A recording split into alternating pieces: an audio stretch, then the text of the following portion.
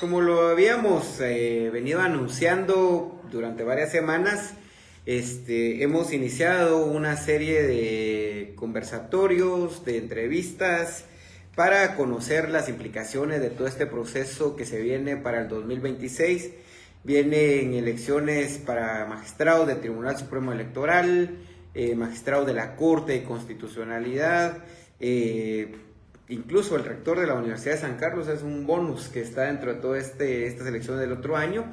También Contralor General de Cuentas. ¿Y por qué la importancia? Porque mucho de esto tiene que ver con la justicia, la transparencia, la democracia. Todos vimos todo lo que sucedió durante el 2023 y por ello es importante tener un Tribunal Supremo Electoral bastante fortalecido y que estas elecciones pues sean lo más transparente posible. Entonces este es el primer conversatorio que vamos a tener, le hemos denominado Conversando con Vos, a esta serie de entrevistas para que ustedes estén informados, los ciudadanos y ciudadanas estén informados, y qué mejor que empezar con la licenciada Carmen Aida Ibarra, que tiene mucha experiencia en todos estos procesos de elección, han estado monitoreando, han observado una serie de procesos durante todos estos años. Bienvenida, licenciada, es un gusto tenerla por acá.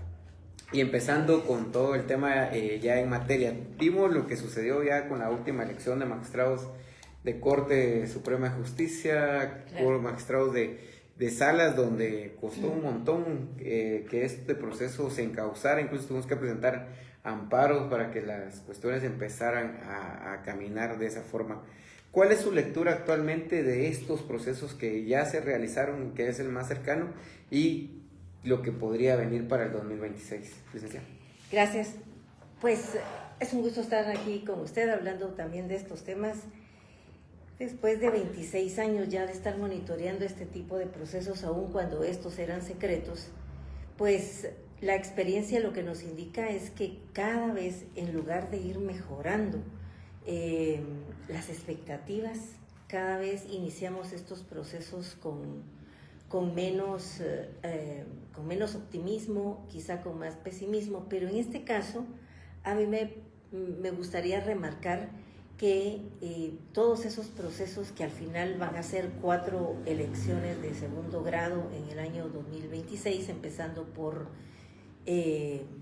los primeros que van a tomar posesión, que sería en marzo, ¿no? El 20 de marzo tiene que cambiar el Tribunal Supremo Electoral para un periodo de 5 años, el 14 de abril la Corte de Constitucionalidad para un periodo de 6 años, perdón, de 5 años, sí, y de 6 años el Tribunal Supremo Electoral, 4 años el periodo del Ministerio Público, de Fiscal General, que tiene que tomar posesión el 18 de mayo a más tardar.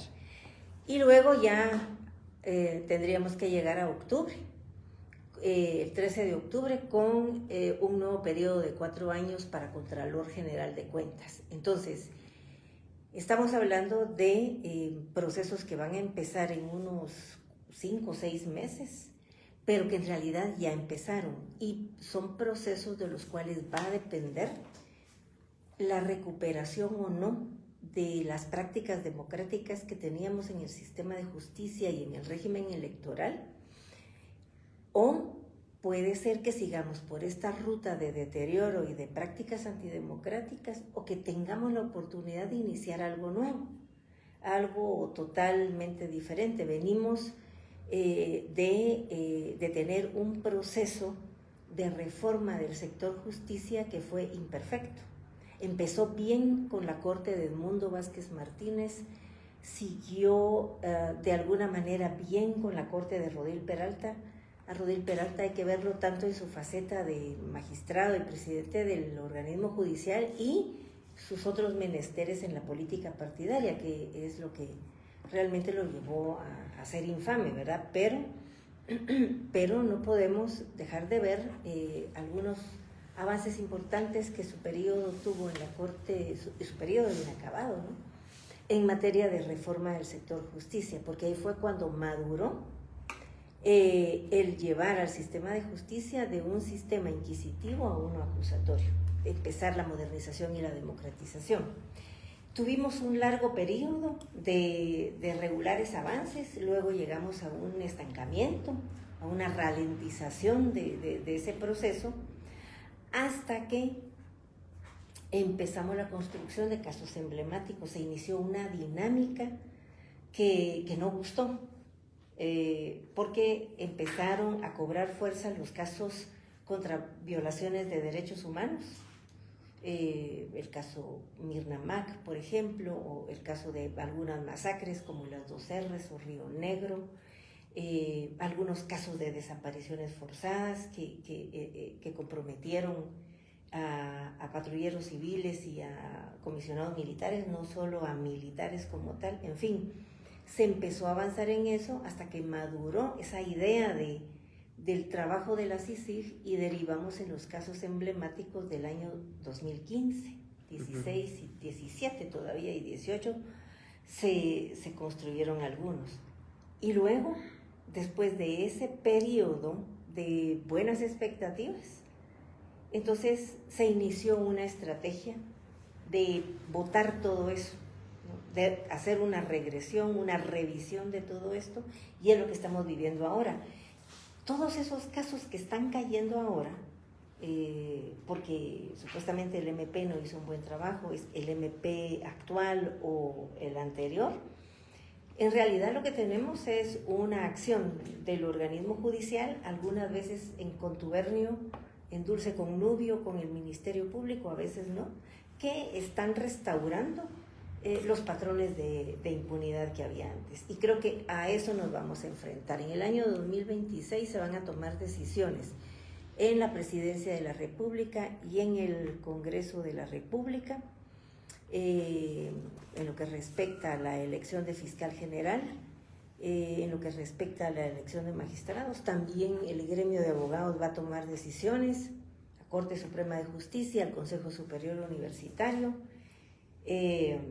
Entonces, es importante que tengamos claro que las decisiones que se tomen para elegir magistrados también del Tribunal Supremo Electoral van a determinar qué ruta vamos a seguir. ¿Sí? La ruta actual de regresión, de desmantelamiento de esa era de expectativas positivas, de casos emblemáticos, o vamos a tener la oportunidad de crear algo nuevo, importante y positivo, o si seguimos con esa dinámica que se instauró en el año 2017 con el llamado Pacto de Corruptos, que no es nada más que una alianza de políticos y empresarios, ciudadanos, entre otros, jueces y magistrados también, por supuesto, operadores de justicia, que se aliaron para provocar una regresión a los patrones de impunidad que siempre hemos tenido.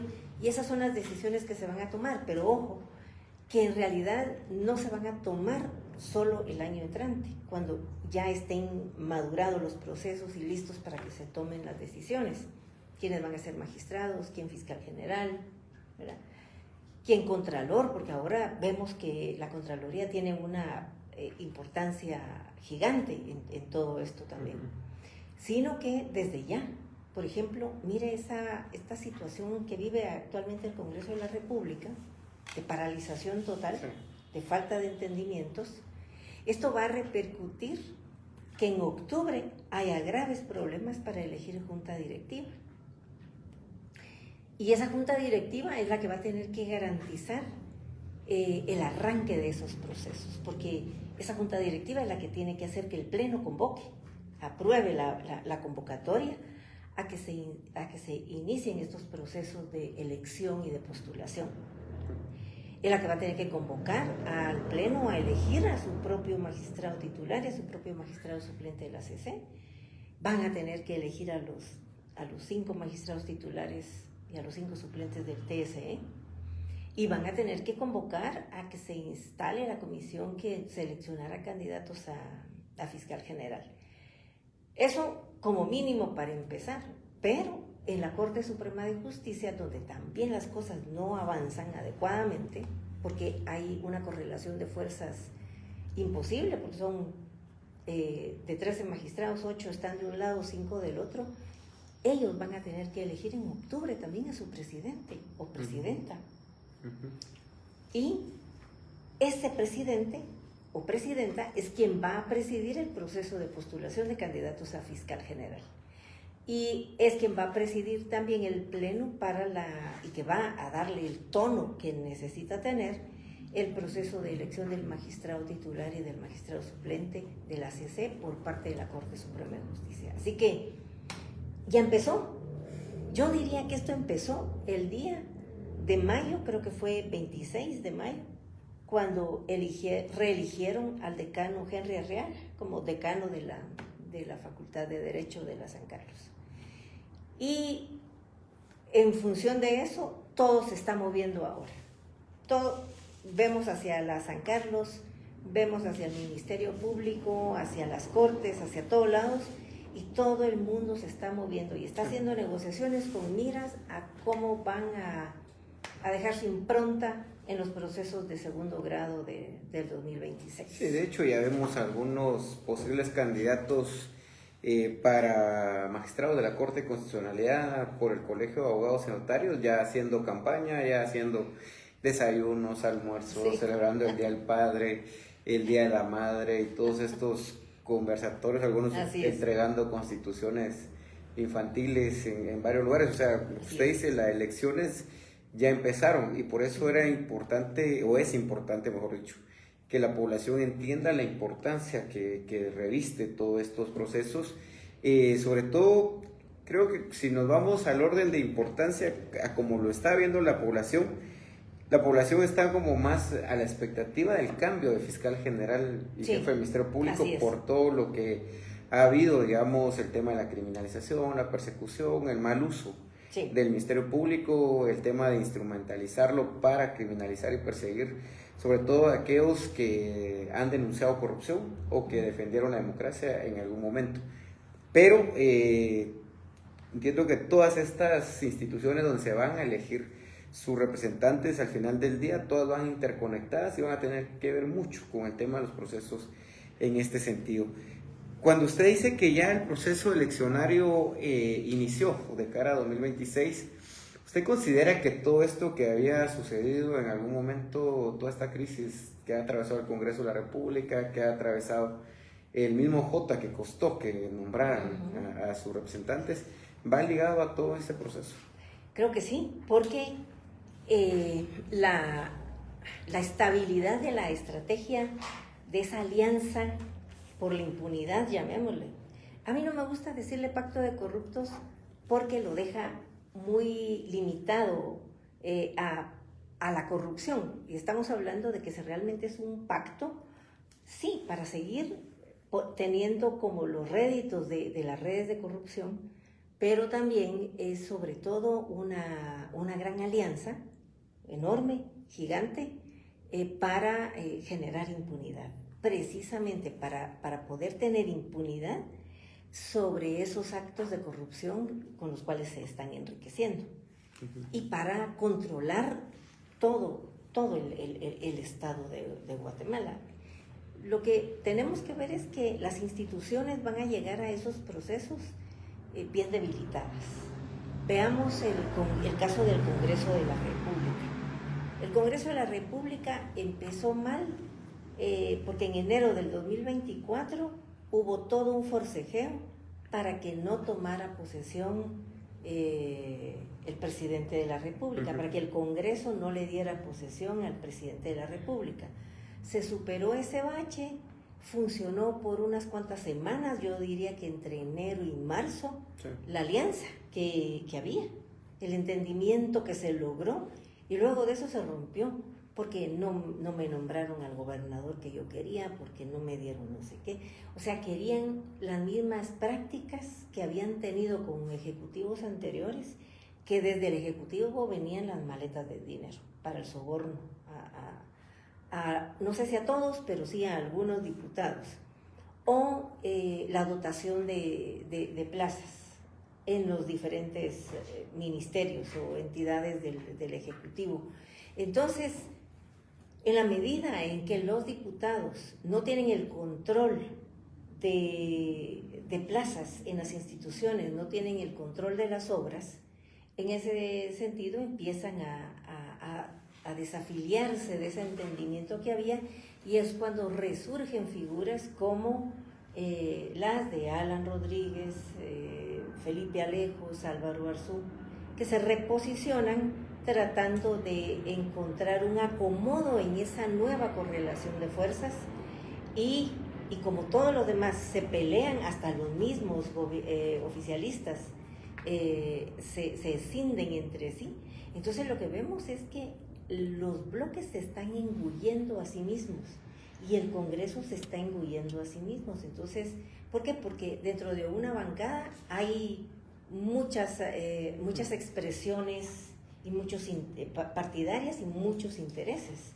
Entonces se comen a sí mismos, se engullen a sí mismos y paralizan entonces a todo el organismo legislativo. Y entonces el Congreso no se ha podido recuperar. Digamos que después de marzo, que empezó la parálisis, la primera parálisis que hubo el año pasado, bueno, pues medio se pasó un poco abril, en mayo ya hubo receso. Cuando se regresó del receso estaba la expectativa de la elección de magistrados. Ahí fue donde esa nueva correlación de fuerzas ganó su primer pulso, porque esa correlación de fuerzas, cuya figura más prominente es Alan Rodríguez, pues logra su cometido. Su lectura es, porque ahí vimos a algunos muy entusiastas, yo no creo que haya sido así, porque si no las resoluciones recientes que han habido en las Cortes marcarían eso, pero ¿usted considera que sirve que este equilibrio que manejaron al inicio en el tema de las Cortes?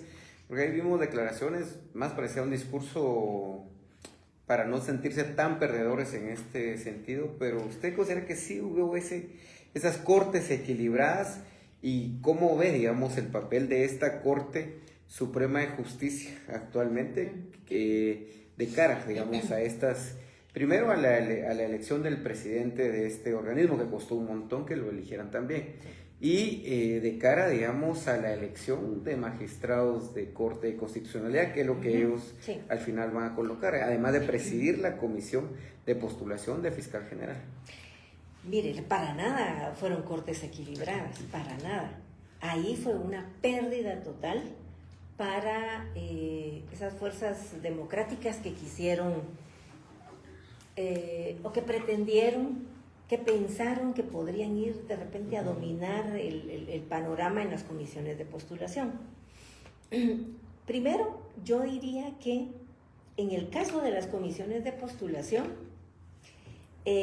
hubo luces y sombras. Las luces, hablemos de lo positivo en principio, es que lograron depurar en gran medida los listados de aspirantes, de manera que los listados que mandaron al Congreso de la República venían depurados, algo depurados. Pero ¿qué pasó?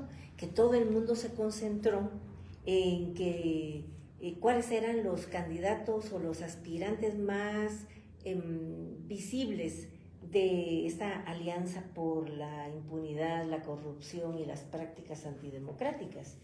Bueno, todo el mundo vio a Rafael Curruchiche, a las fiscales Monterroso y Morales, al esposo de la fiscal general, o sea, figuras así bastante cuestionadas, y se les fueron a la yugular, ¿verdad? Esas figuras ya estaban acabadas, porque en realidad iban a tener votos en la comisión, pero nunca lo suficientes para poder pasar. Pero todos se fueron a la yugular de estas pocas personas, y en realidad fue una pérdida, porque mientras todo el mundo estaba en la yugular de Curruchiche o del esposo de la fiscal, se colaron todos los demás, ¿verdad? Y sí, hubo figuras muy nefastas que salieron. Ahorita están regresando como jueces, pero hubo figuras muy, muy nefastas que salieron, que no llegaron al Congreso. Entonces yo le podría decir que ese resultado regular, aceptable que hubo en las comisiones de postulación de los listados, el proceso como tal fue un desastre, pero digamos que se logró depurar bastante. Llegó al Congreso, en donde la correlación de fuerzas permitió escoger a los peores, en su mayoría. Y por supuesto que le pusieron todo el interés a la Corte de Apelaciones. Eso está terrible. Sobre todo lo penal, porque todo el mundo quería controlar lo penal. Entonces, sí, el grupo de Néstor Vázquez, el grupo terrible de la Corte Suprema de Justicia y de la Corte de Apelaciones vinculado a Néstor Vázquez, al pacto, a esta alianza política criminal, pro impunidad, etc. Si todos ellos habían perdido mucho en los listados de postulación, se recompusieron en el Congreso. Por ejemplo, veamos una figura protagonista de todos estos procesos, el doctor Estuardo Gálvez, ex rector de la San Carlos. Él venía de estar pues más de un año en la cárcel, y aún así, estando en la cárcel, el grupo que él lidera, ese mismo año que él cayó preso, ese mismo año ganó todo en el Colegio de Abogados. También ganó la decanatura. Por supuesto, después fue Néstor Vázquez quien ganó el poder gremial, pero el año pasado lo recuperó Gálvez. No, perdón, este año, en febrero de este año, lo recuperó realmente Gálvez, porque la junta directiva del colegio ganó y ganó bien, pero quedó muy cerca del grupo de Estuardo Gálvez. Entonces, él venía bastante recuperado porque en las comisiones de postulación logró controlar, si podemos hacer cuentas de la gente que fue electa por el grupo de él, más los aliados que consiguió en el camino, él tuvo un éxito muy importante en los listados de postulación, pero no tenía poder aquí en el Congreso de la República. Entonces, aquí fue donde el grupo de Néstor Vázquez vino y se sirvió con la cuchara grande, porque él sí tenía gente en el Congreso, ya no voy a mencionar al prominente Rodríguez, sino al Carlos López Girón, por ejemplo, ¿verdad? O sea, ahí él fue un gran negociador. Entonces, y es gente que se mueve perfil bajo, digamos, dentro de todo este proceso. Exactamente, perfil bajo. Porque ellos estaban al tanto del proceso de postulación desde que empezó. Y muchos trataron de impedir que hubiese un proceso de postulación en tiempo. Trataron de ralentizarlo, de obstruirlo. La Junta Directiva ni siquiera quería convocar a la Comisión de Postulación. Ese es el otro problema, que Neri, el presidente del Congreso, el diputado Neri Ramos, muy mal asesorado, quería convocar en junio, cuando ya la ley de la carrera judicial dice que hay que convocar, pues cuando el Consejo de la Carrera Judicial avisa, miren, ya se nos va a terminar el periodo, éntrele. Entonces ahí... Y que hizo perder 3 semanas, todo ese jueguito entre ir y venir al Consejo de la Carrera Judicial y verlo aquí adentro hizo perder. Hasta que vino el Consejo de la Carrera Judicial ya tuvieron que hacerla a la velocidad del rayo, tuvieron que hacer la convocatoria. Pero digamos que se ganó, digamos, un tiempo. Luego que los decanos no estaban listos, porque no estaban completos. Y ese problema, a saber cómo lo vamos a tener el año entrante, porque los decanos que ya han sufrido mucho la persecución penal, las extorsiones, las amenazas, porque no votan como estos de la Alianza Pro Impunidad quieren, ellos ya no están dispuestos, muchos de ellos ya renunciaron, muchos de ellos ya avisaron que no van a estar. Y otros van a renunciar. Entonces, esa es otra situación que hay que tomar en cuenta. El primer caso, digamos, de la comisión de postulación del proceso de fiscal anterior fue con David Gaitán, el licenciado David Gaitán, que era decano de la Facultad de Derecho de la Da Vinci. Y que ahí empezó todo este proceso de criminalizar y amenazar, incluso girar órdenes de captura. Así es. Por cualquier caso. O sea, era como encuentren en cualquier caso donde se pueda vincular y vayan, digamos, en contra de él. Y a eso quería llegar ahora, digamos, ¿cómo se va a ver con este tema de las comisiones de postulación y la legitimidad que vayan a tener? Digamos, en realidad son dos comisiones de postulación, la del TCE, que es como más pequeña, Sí. ahí la dirige Walter Mazariegos como presidente, Arriaga, que lo que usted decía, ya fue reelecto, único candidato en la Facultad de Derecho de la USAC. ¿Cuál va a ser el papel ahora, digamos, de los rectores de las universidades? Porque deben de elegir a uno y los decanos de las facultades de Derecho. ¿Cuál van a ser estos papeles? Porque, digamos, de los 5 ya hay 3 confirmados. La presidenta del Colegio de Abogados y Notarios, Patricia Gámez, Walter Mazariegos por parte de la Rectoría de la Universidad de San Carlos, Henry Arriaga como decano de la Facultad de Derecho de la USAC. Faltan estos otros 2 personajes, digamos, el de rectores y el decano de la Facultad de Derecho. Y en este tema de los rectores, adicionando que posiblemente ya va a participar el rector de la Facultad, Juan José Arévalo Bermejo, para darle... De hecho, ya está oficializada la universidad, está legalmente autorizada para funcionar desde julio del año pasado, y ya aparece en la página oficial del Consejo de la Enseñanza Privada Superior. Entonces ya no tenemos 15 universidades, ahora tenemos 16. Y es posible que haya 17 porque el mismo rector Mazariegos está detrás de la promoción de una nueva universidad, una universidad número 17, que está todavía en veremos ahí en el seno del Consejo de la Enseñanza Privada Superior. Pero aquí estamos hablando un poco así con los colochos alborotados y revueltos, ¿verdad? Pero resulta que esa universidad Juan José Arévalo Bermejo, que se supone que tiene un tinte humanista, porque quien está detrás de él es humanista, que es el rector Walter Mazariegos, humanista que mire cómo está denegando el derecho a la educación de los estudiantes, bueno, entre otras cosas, podría crear facultad de Derecho. Sí. Entonces ya no serían 12 decanos, sino serían 13. Si aprueban esa otra universidad, podría crear también otra facultad de Derecho. Y entonces subiríamos a 14. Pero bueno, esas son especulaciones.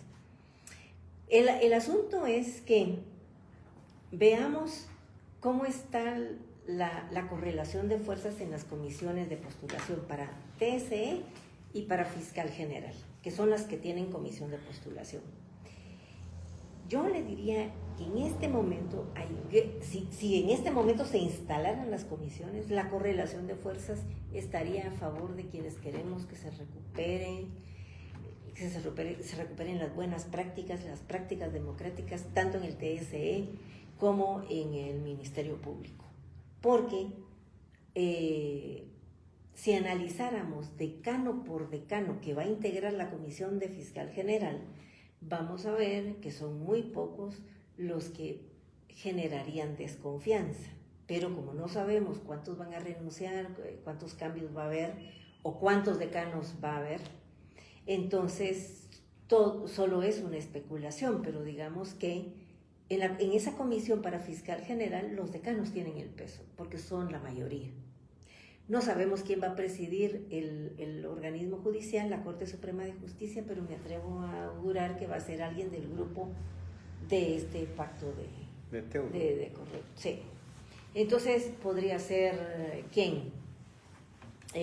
O Carlos Ramiro Contreras, podría ser a Luis Corrado, lo mencionan mucho, o al magistrado Morales Duarte, pero obviamente no se esperaría que fuera uno de los 5, a menos que hubieran hecho el pacto de que hoy me toca a mí, mañana te toca a ti, pero no creo, porque en el pasado ha sido difícil también elegir presidentes. En una ocasión había 6 y 7. Entonces, una vez le tocaba al grupo de 6, otra vez al grupo de los 7, pero lo manejaban de manera más civilizada y las cosas no estaban tan encontradas como ahora. Ya hubo una ocasión en la que el presidente, fue en el 2009, el presidente fue electo 4 meses antes de que finalizara su periodo. O sea, se pasaron votando años. Y la Corte de Constitucionalidad tuvo también ya en una ocasión que intervenir y decirle, miren, ustedes se van a sentar todos los días, incluyendo sábado, domingo, Navidad, Año Nuevo, lo que sea, se van a sentar a votar y no van a poder salir del país, no se van a poder mover de su silla hasta que no elijan. Obviamente querían ir a visitar a Mickey Mouse, ¿va? Cuando todos tenían visa todavía. Pero con visa. Con visa. Entonces, ahí pues fueron forzados a llegar a un acuerdo rápido, a ver qué tal va ahora. Ahí no hay ningún problema porque, digamos, si llega el día 13 de octubre y no hay presidente electo, regresa a la silla de presidente el magistrado vocal 1, Carlos Lucero Paz. Sí. Carlos Rodimiro Lucero Paz. Pero no van a permitir que él se quede tanto tiempo en la silla como para presidir esto y presidir lo otro. Van a tener que encontrar una solución antes. Aunque un voto es un voto. Porque ser presidente tanto del Congreso como del organismo judicial es un gran puesto, pero en términos de tomar decisiones legislativas o judiciales es un voto nada más. Aparte es el poder político y administrativo que tienen, ese es otro.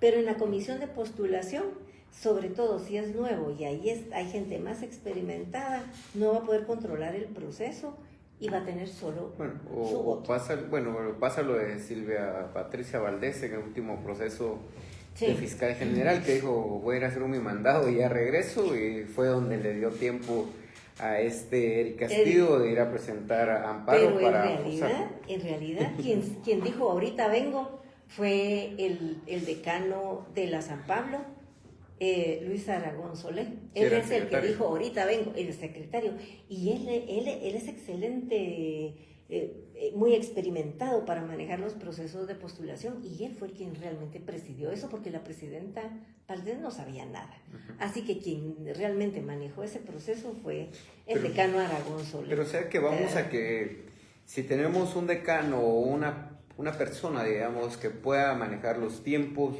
que tenga la expertise y que encuentre, digamos, las formas, sí puede, digamos, manejar todo el tema de las comisiones de postulación a su... Sí, así es. No a su sabor y antojo, pero sí, digamos, poderlas manejar en tiempos y coincidir en tiempos que le favorezca a determinados candidatos. Mire, el año pasado muy pocos se dieron cuenta de esto, pero la gente verdaderamente experimentada solo le fue a hablar a patojos que por primera vez estaban llegando a los procesos de postulación y que pensaban que iban a tomar las grandes decisiones y que iban a poder hacer todo, y les fueron a calentar la oreja, a decirles, miren, ¿y por qué no propones que cambiemos la forma de votación y ya no votemos como venimos votando, sino, y sí, dice el otro feliz, ¿va?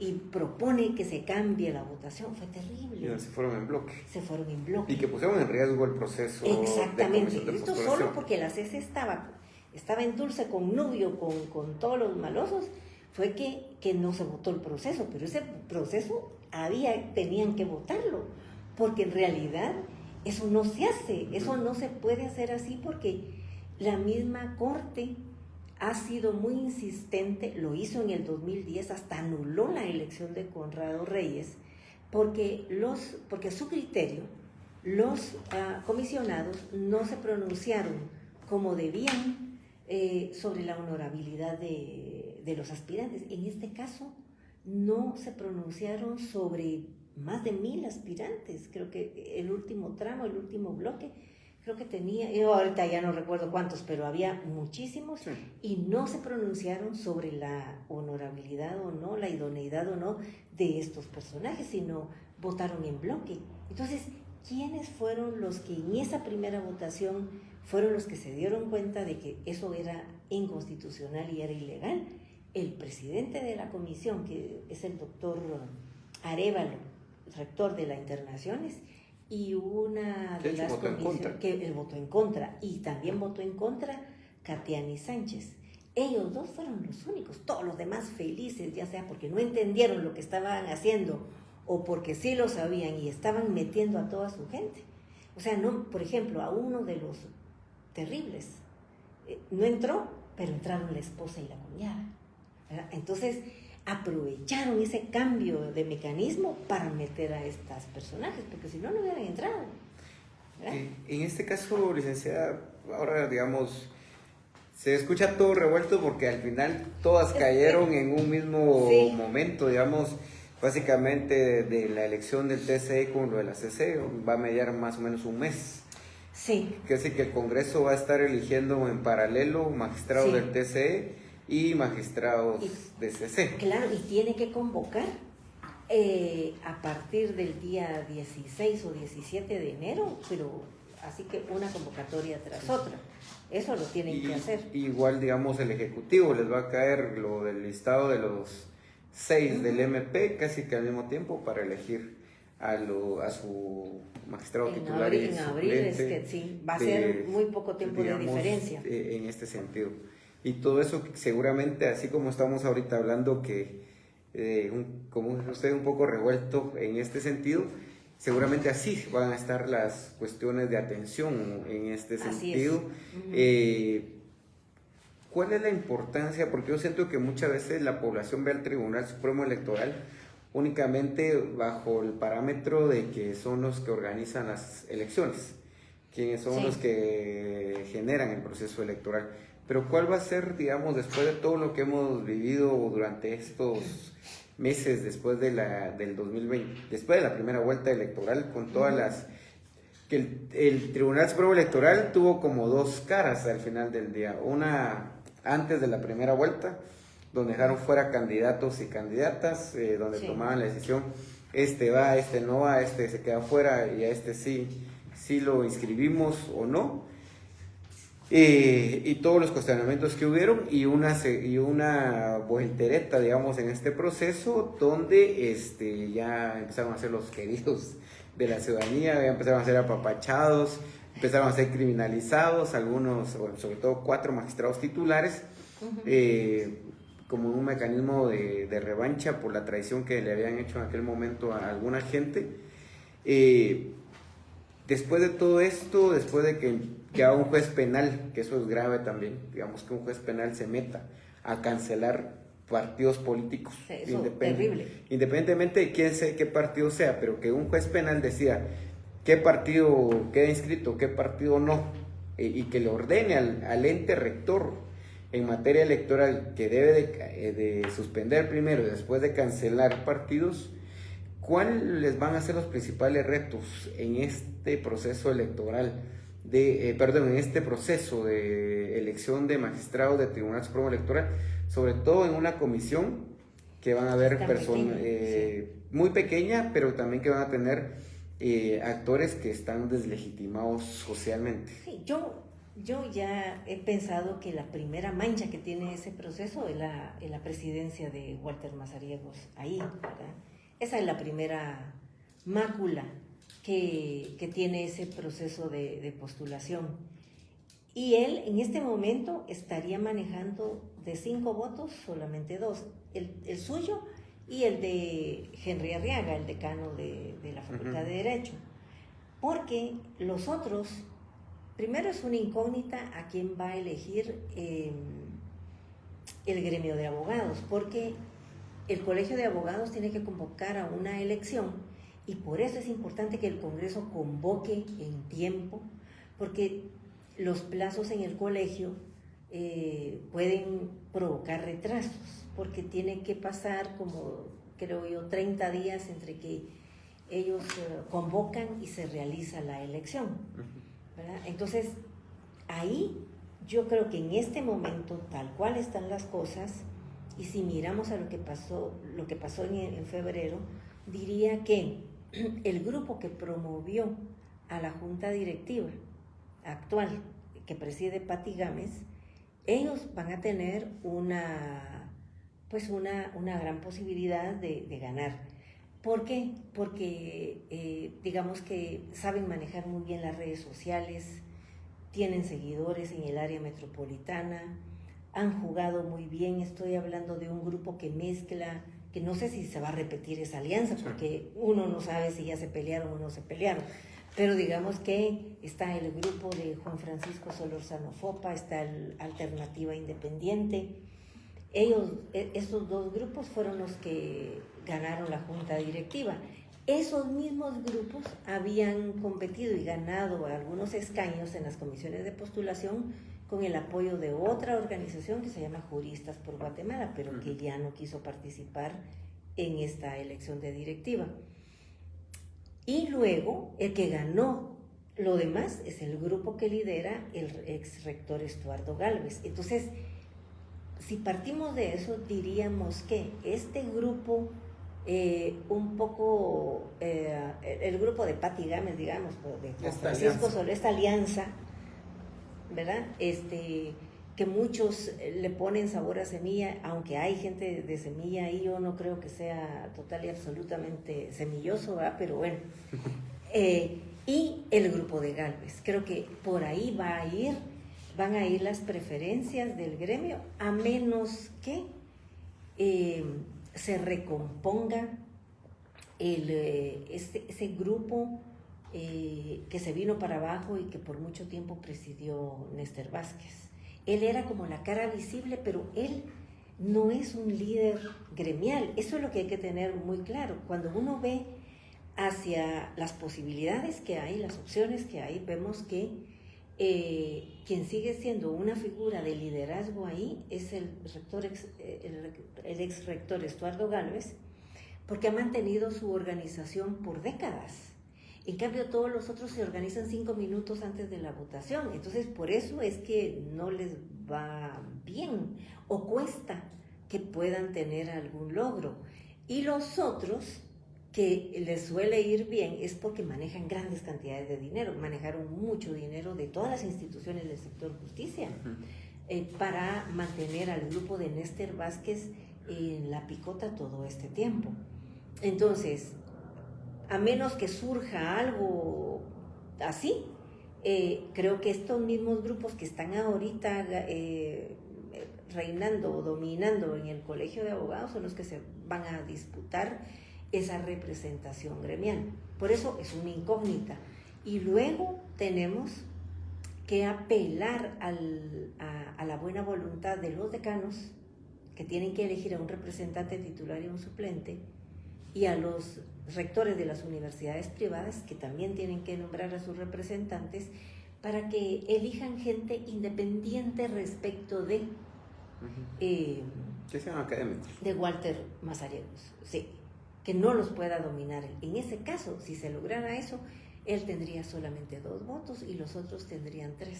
No dominarían ese proceso. Que al final es parte del darle equilibrio, digamos, a estos procesos.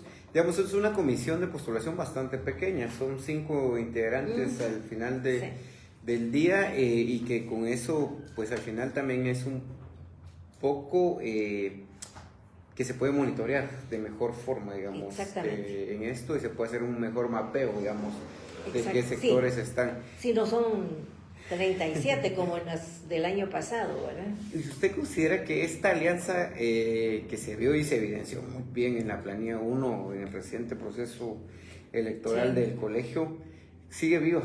La alianza USAC, o mejor dicho, Walter Mazariegos con la fiscal general Consuelo Porras, ¿sigue esa alianza, considera usted, o en este proceso van a preferir irse separados o juntos? Pues la idea es que todavía, o sea, lo que se sabe es que todavía siguen juntos, pero como no son orgánicos, ese es el problema, que no, o sea, los grupos cuesta que perduren porque no hay organicidad entre ellos, entonces esas alianzas son muy volátiles. Y si Walter Mazariegos se alió con la fiscal general y con el grupo de Wilson López en febrero pasado para la Junta Directiva del Colegio y el Tribunal de Honor, pues podría ser que ahora no, si en caso Walter Mazariegos no puede mantener la promesa de elegir a la fiscal general como magistrada titular de la CC por el Consejo Superior Universitario. Eso no es un rumor, ¿va? Sí, porque digamos, todavía algunos creen que no, pero yo considero que sí, ahí va la parte es que digamos que que lo que me hace dudar un poco es si realmente Mazariegos va a seguir teniendo el control total del Consejo Superior Universitario como para garantizar eso, porque vienen por delante varias elecciones en el Consejo Superior Universitario y como puede ser que sí, puede ser que no, mantenga el control. Pero en el caso negativo de que sí mantenga ese control, él por supuesto le puede garantizar a Consuelo Porras eso, pero él tiene muchos otros compromisos. Entonces, ¿cómo se va? Es el mismo caso del Congreso. ¿Por quién se va a decantar? Porque todos miran hacia el Congreso y aquí, o sea, muchos que tienen, digamos, que tienen facturas por cobrar con el grupo de Alan Rodríguez, Carlos López Girón, todos ellos, son varios. Entonces, ¿por quién se van a decantar? Porque, digamos, ahorita el Congreso son 107 votos para el magistrado de TCE y 107 votos para el CC. Yo creo que es mayoría simple la que... No, son 107, también en todos. Sí, pero son 107 Entonces, votos. Esto al final va a implicar que haya un consenso de la mayoría de bancadas. Digamos, incluso esto nos va a llevar a un escenario probable de la misma situación de la elección de cortes de apelación y Corte Suprema de Justicia. Es cierto que son 107, que por eso costó elegir tanto a los suplentes, que ahora son casi que titulares. Sí, ellos entran a batear ahí cada vez que... Y ellos tienen la promesa de este grupo de elegirlos, pero yo no sé si van a querer mantenerlos. Por eso decía que un tema es... ¿verdad? Creo que aquí hay dos cosas. Uno es el primer filtro, y por eso le remarcaba mucho lo de las comisiones de postulación, un poco para que la gente lo tenga claro, que al final se convierte en el primer filtro.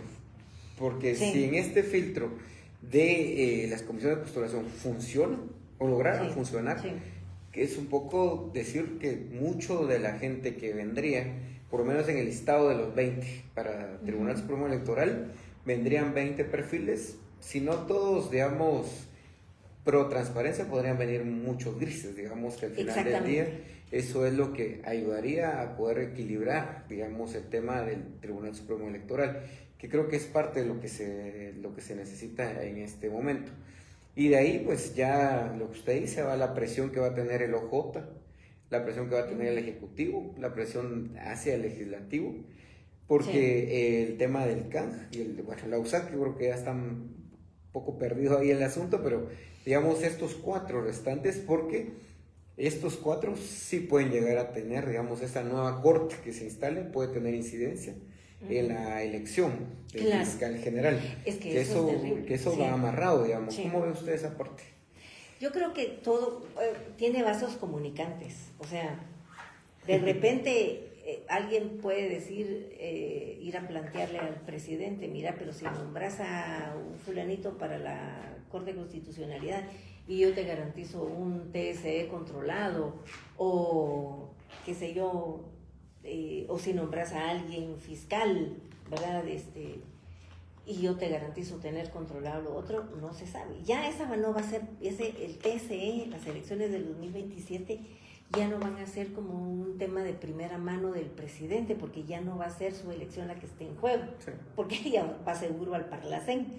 Pero obviamente yo, que conozco de la trayectoria del presidente, sé que él es un hombre decente y comprometido con la democracia, no va a entrar a esas negociaciones. Otra cosa es que sea un desastre con la administración, ¿verdad? Pero decente sí que es. Entonces, yo no creo que él se preste a esas negociaciones, pero puede ser que haya otro tipo de negociaciones que tengan incidencia. Yo aspiraría a que una comisión de postulación de 3-2, en el caso del TSE, y una comisión de postulación, digamos, de 9 o de 10, de 9 a 4, digamos, o de 10 a 5, en el caso de fiscal general, sí pueda sacar buenos candidatos. Pero aquí el problema es cómo hacemos para que haya candidatos idóneos. que no haya grises. Porque los grises pueden salir grises bien oscuros o ponerse, pero bien oscuros como barranco a medianoche. Entonces, ¿cómo hacemos para que la gente decente vaya y participe? Pero en este momento está prevaleciendo el miedo de que si yo me postulo, entonces me va a caer el MP con cualquier cosa. Porque cualquier cosa, imagínense de lo que han acusado a los decanos, de que salieron del país, que se fueron a negociar a El Salvador, una cosa tan ridícula.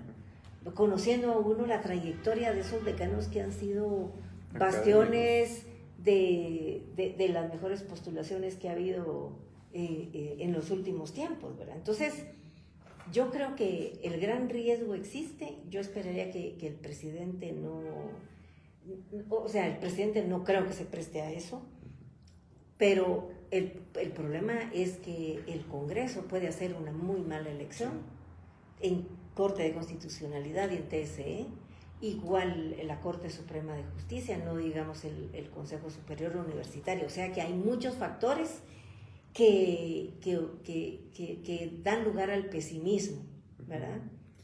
Pero como que tal vez lo que más blindado podría ser lo de fiscal general, pero sí se requiere que haya buenos perfiles entre los cuales puedan elegir los comisionados.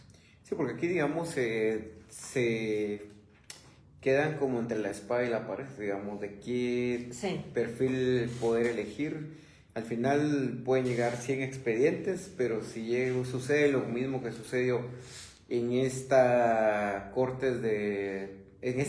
comisiones de postulación de Corte Suprema de Justicia, Corte de Apelaciones, usted miraba a un Henry Reyes yendo a dejar su expediente, o a alguien, digamos, de este calibre que han estado, versus aquella gente que podrían ser muy buenos fiscales, que podrían ser muy buenos funcionarios, digamos, a ese nivel, no llegar porque o les tienen montado un caso, o los tienen amenazados con montarles un caso. Así es. O empiezan a sacar a varias gente a estigmatizar, campañas de desprestigio, campañas de desinformación, todo eso que hemos visto, digamos, en algún momento, que hace que la demás gente no participe.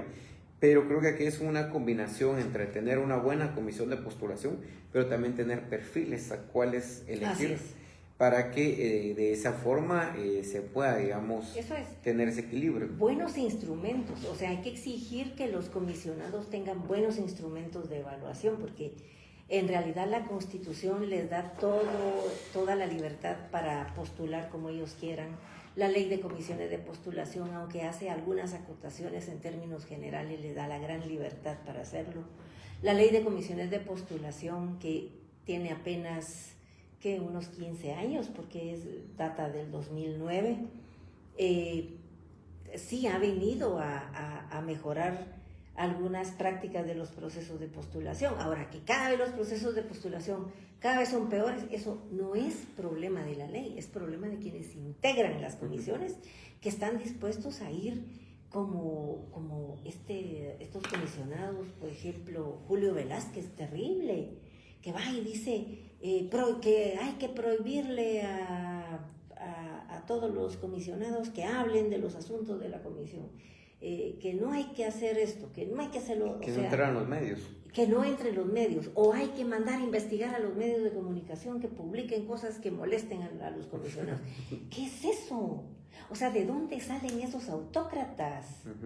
¿Verdad? Entonces, eso sí, ojalá los líderes gremiales también sepan a quién van a impulsar, y que no me vengan después con que, ay, es que tiene malas juntas, pero el muchacho es bueno.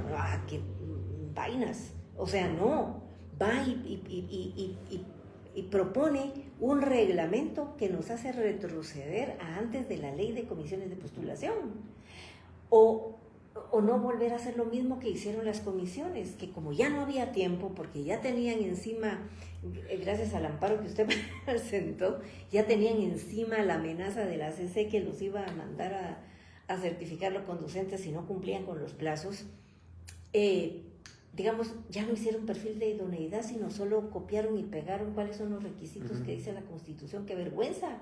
Y Y vaya que todos eran abogados. Sí, la mayoría, pues, sí. no todos, pero la mayoría. La mayoría. Pero ¿cómo es posible que digan que el perfil de idoneidad es el conjunto de requisitos de tener 40 años, ser abogado y notario, más de 10 años de ejercicio profesional? No, qué vergüenza. Entonces los diputados sí pueden exigir eso.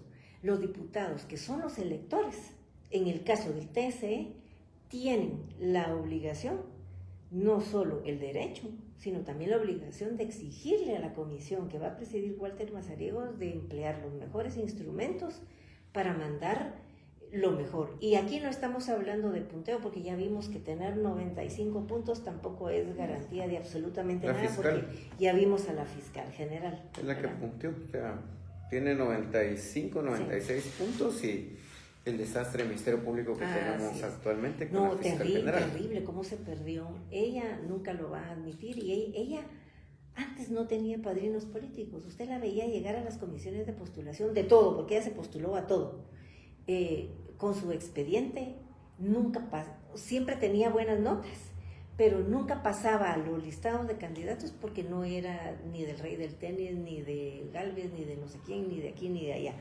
Entonces nunca pasaba, y si pasaba algunas veces era porque los decanos la proponían por su nota y porque no le iba mal en todo el proceso de selección, pero como no tenía padrinos, aquí en el Congreso no pasaba.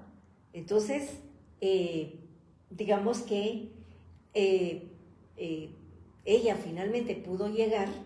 Y mire el desastre que fue a hacer. Hasta que llegó San Jimmy Morales a su vida, que es parte de la cuestión, digamos. Sí, pero a ella lo que hubo fue un entendimiento entre gente de los diferentes sectores con poder político, económico y militar del país, y decidieron que tenían que poner un freno a esa dinámica.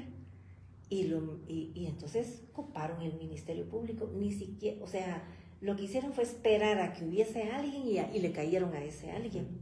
Sí, porque había, digamos, en ese listado había alguien como Miguel Ángel Gálvez. Miguel Ángel Gálvez. Estaba alguien como Miguel Ángel Gálvez y ella, pues, o sea.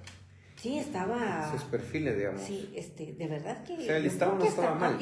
Estuvo. O sea, el listado no estaba mal, digamos, mal. donde habían muchas opciones, digamos, o varias opciones distintas a ella, y luego, pues, que llega Miguel Martínez y Yamatei a refrendar eso. Entonces, ahora que los menciona a ellos, yo sí creo que no hay que perdonarle a los magistrados del Tribunal Supremo Electoral que se le hayan entregado en cuerpo y alma a Yamatei y a Miguel Martínez, porque ellos llevaron, digamos, el mal uso del poder del TSE a extremos nunca conocidos y nunca imaginados, que nos imaginamos. Antes ya había habido casos en los cuales no le permitieron participar a alguien, claro, pero es que en esta ocasión eso fue como, vayan y encuéntrenle algo para no participar. Y los magistrados, los 5 titulares y todos los suplentes que participaron, todos ellos estaban en el mismo contubernio, estaban en el mismo connubio que todos.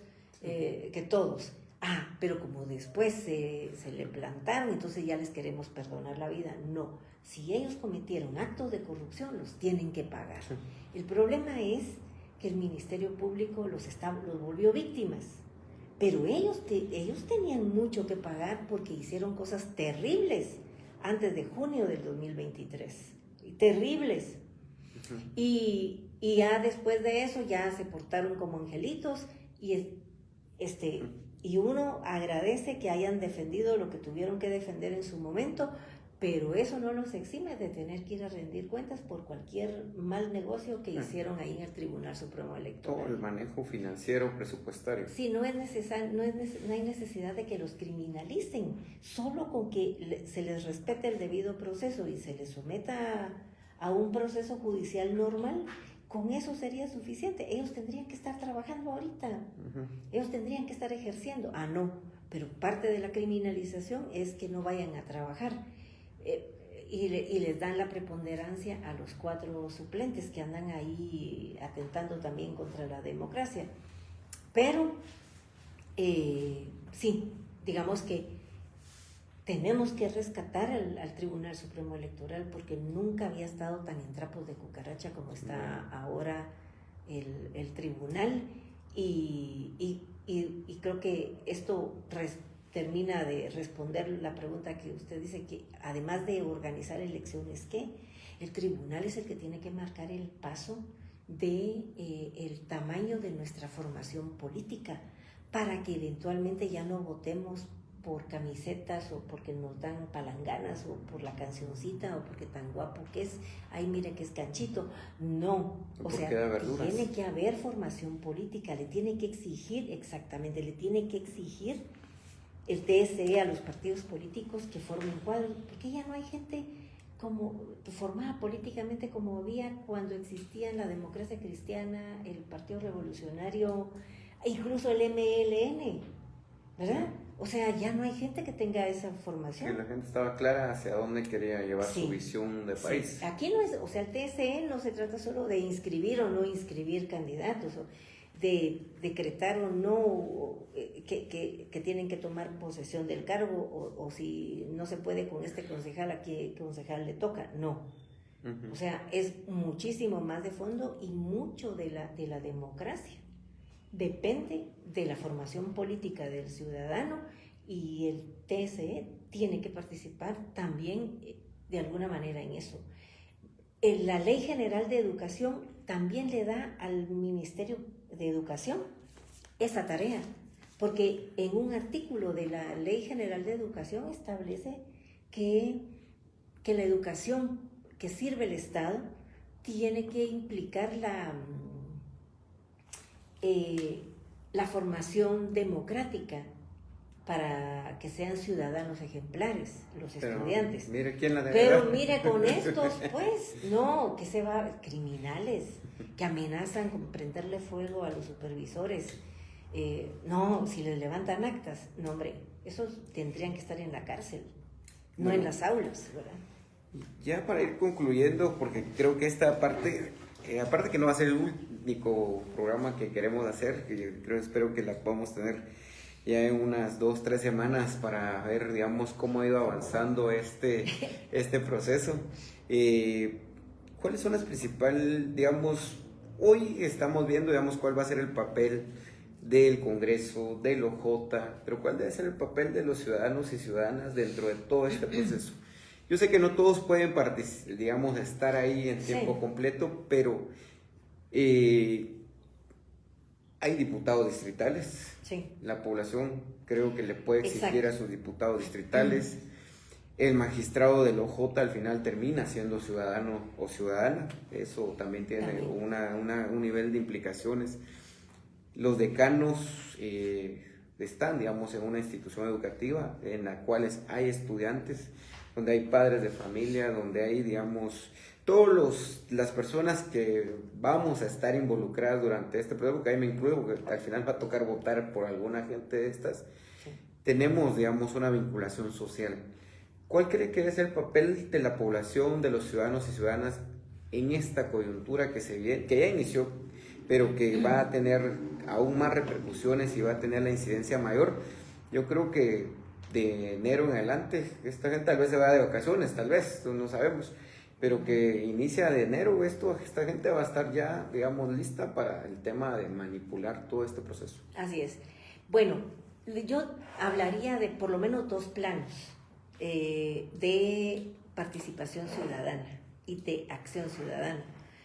El primero es el de aquellos ciudadanos organizados que tienen la posibilidad de desarrollar o de adquirir experiencia, de adquirir habilidades y capacidades para desarrollar propuestas. Por ejemplo, ¿cuál es el perfil idóneo de fiscal general? ¿Cuál es el perfil idóneo de un magistrado del Tribunal Supremo Electoral? Y sobre esa base hacer propuestas para que no nos pase eso de que sea un copy-paste de lo que dice la Constitución, de que tiene que tener 40 años y, bueno, etcétera. Entonces, digamos que proponer, participar en la discusión de los instrumentos técnicos, controlar la marcha del proceso de postulación para ir alertando a las corrientes de opinión pública, a los medios de comunicación sobre qué está pasando, lo están haciendo bien, lo están haciendo mal, quiénes son los que están, nosotros, o sea, los que fuimos a observar los procesos de postulación de Cortes, expusimos quiénes eran los personajes que estaban ahí protagonizando las peores decisiones, como por ejemplo, se expuso totalmente la figura del comisionado Julio Velázquez, por ejemplo, cuando llevó esos horrores a proponer al seno de la comisión, o digamos, las actitudes prepotentes, abusivas, violentas y agresivas de un comisionado de apellido Ajín, y en fin, o sea, se pudo exponer públicamente con nombre y apellido qué era lo malo que estaban haciendo a criterio de la gente, pues, para comunicar eso. O sea, quienes puedan estar ahí el mayor tiempo posible pueden ser pueden monitorear, pueden, digamos que, hacer de espejo y avisar, alertar sobre lo que está sucediendo para que la demás gente se pronuncie. Y luego está, ese es un primer plano, y un segundo plano, bueno, por supuesto también promover aquellas denuncias de impedimento, pero con fundamento. No más eso de que, mire, yo veto a don Gilberto Porras porque es el esposo de la fiscal general, sí, pero solo por eso no, tiene que haber otro tipo de fundamento para que los comisionados puedan. Y mire, y no contra este fulanito fiscal porque es cercano a la señora, no, tiene que haber algo más que le dé el fundamento a los comisionados para tomar decisiones. Aunque eso ayuda porque expone a la gente, de repente alguien no sabía que este señor era el esposo de no sé quién, bueno, pero no basta eso, o sea, tiene que haber más acuciosidad en la formulación de las denuncias de impedimento y en todo el aporte que se le pueda hacer a la comisión. Tiene que haber fundamento, tiene que haber solidez técnica para no andar proponiendo cosas, ¿verdad? Que no son útiles.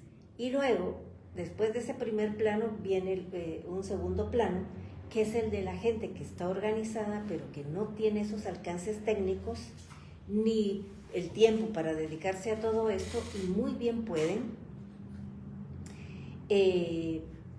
digamos, avisar desde allá, porque conocen quién es quién, pueden decir, miren, de aquí, de la región Ixil, se está proponiendo para fiscal general el juez fulanito, y ese no sirve porque tiqui, o de Totonicapán, se está promoviendo un abogado para fiscal general, pero aquí lo conocemos y no es bueno, no es idóneo por esto y esto, porque uno no puede conocer a toda la gente, que son cientos de candidatos. Son cientos de candidatos, pero la gente que vive en las regiones sabe cómo son sus jueces, sabe cómo son sus magistrados, sabe cómo es el gremio que opera en esa región y puede alertar a las comisiones, ¿verdad? O a los diputados.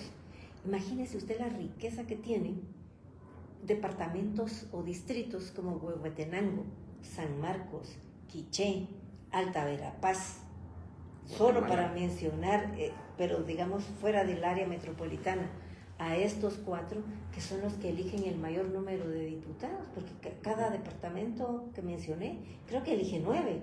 Sí, un promedio de 8 o 9. Exactamente. Entonces, tienen 9 diputados o 10 diputados aquí que pueden oír sus demandas y sus exigencias. Hay un promedio de 35 diputados ya. Exactamente. Que están. Pero la gente tiene que estar informada.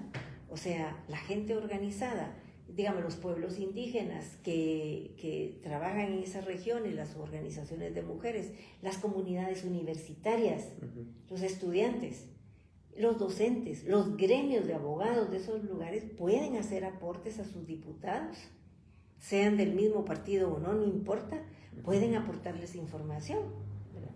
Que eso hizo falta el año pasado. De nada sirve que se vengan 300, 400 gentes a ver cómo votan los comisionados si no les aportan información, porque solo venir a sentarse a ver cómo votan, no. Sí, de todas maneras ya habían mostrado dónde iba la línea. Exactamente. Entonces yo creo que hay que ir promoviendo una mejor participación ciudadana, cada mico en su columpio, ¿verdad? O sea, los que están asentados en el área metropolitana o en la ciudad capital y que tienen más posibilidades de tener más información, de desarrollar habilidades, etcétera, para hacer este tipo de propuestas o estas exigencias, lo pueden hacer directamente. O las personas organizadas en el interior o en los departamentos se tienen que organizar de mejor manera para también hacer un aporte que valga la pena, un aporte informado, participar, aunque sea como veedores, pero bien informados, porque a veces vienen y no entienden nada de lo que están viendo. A mí me ha tocado bellos durmientes a mi lado porque se duermen, pues, o sea, porque no comprenden en qué estado, en qué etapa vamos, qué están discutiendo, y entonces uno de repente quiere oír bien qué están diciendo y hay mal sonido y de que está durmiendo aquí al lado ronca. Me ha pasado, por eso lo digo. Entonces yo creo que sí hay que mejorar esa participación. La calidad de participación. La calidad de la participación. No solo participar por participar, sino participar con una meta, con un propósito. Perfecto.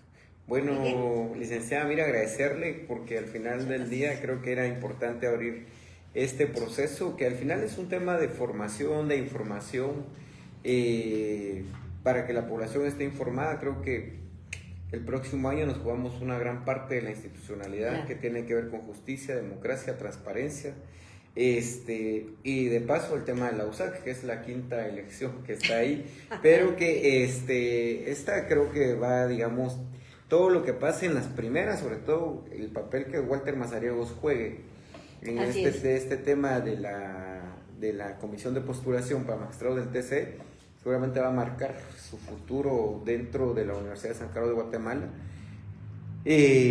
Pero creo que es importante, digamos, este tema de cómo salirle al paso y ponerle ya un hasta aquí al tema de la regresión, la instrumentalización del Ministerio Público para la criminalización, pero también cómo se recupera el Tribunal Supremo Electoral, se le vuelve a dar la rectoría que debe de tener en los procesos electorales y no solo convocar elecciones, llevar las papeletas de la elección y declarar ganador, sino que todo lo que conlleva, digamos, un Tribunal Supremo Electoral que al final del día va a tener para organizar el proceso electoral 2027, pero va a tener un periodo mayor todavía para estar, digamos, y tomar decisiones sobre muchos ámbitos en este sentido. Entonces, agradecerle, licenciada, y a ustedes que estuvieron hoy, y los que van a estar viendo los cortos, los que van a estar viendo la transmisión que se hizo el día de hoy, pues estén atentos, vamos a estar haciendo este tipo de conversatorios, este tipo